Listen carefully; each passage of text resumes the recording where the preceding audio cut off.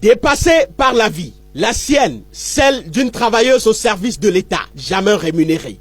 6 années pleines sans salaire. Agent de l'État recruté dans le cadre de l'opération spéciale des 25 000 en 2013. Triomphe sur le chômage d'une diplômée d'alors. Erreur.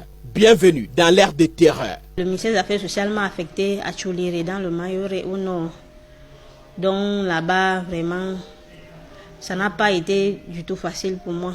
J'avais à cette époque-là 2 enfants et les conditions n'ont vraiment pas été faciles. Parce que là, il fallait en même temps descendre de temps en temps sur Yaoundé pour venir suivre le dossier. Et en plus de ça, le transport coûte environ 50 000. Tout ça sans salaire. Tout ça sans salaire, il fallait manger, il fallait chercher la maison, il fallait les petits besoins, tout ça là, je n'avais pas de salaire. Même quand les primes arrivaient, mon délégué particulièrement, il ne me donnait rien parce qu'il considérait que je n'avais pas encore de matricule, alors je n'avais droit à rien. 3 ans passés dans cet enfer septentrional, loin de son Yaoundé natal. Premier épisode d'une carrière professionnelle, jusque-là très amère. Deuxième épisode enclenché par une connaissance, nommé directeur des affaires générales du ministère des Affaires sociales en 2016. J'ai expliqué ma situation au niveau DAG. C'est elle qui a vraiment, qui était partie sur pied, le ministre, vu ma situation.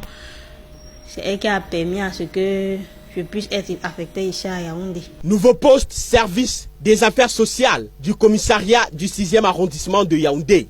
Le cœur de l'indigence bat encore plus fort là.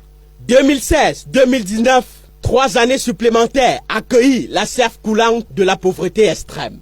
En plein tournage, on lui annonce que ses 2 enfants sont expulsés de l'école pour défaut de paiement de la première tranche de scolarité. Faut laisser. Normalement, depuis fin octobre, je devrais normalement avoir fini la première tranche. Mais vu les difficultés, le travail non sans salaire, sans matricule, je ne peux pas tout payer. Comme elle, une 50aine d'autres agents de l'État dans la même situation, regroupés au sein d'un collectif en gestation. Sur les 25 000 recrues entre 2011 et 2013, il serait plusieurs centaines jamais prises en charge par l'État. 1000 et une requête émise au ministère de la fonction publique et de la réforme administrative pour un résultat néant. Même l'instruction du Premier ministre a été bottée en touche. On est dépassé, on a eu des informations selon lesquelles les matricules auraient été vendus à 700 000. Donc nous tous comme ça, nous sommes inquiets. Mais, que pardon, après les 10 ans, les 8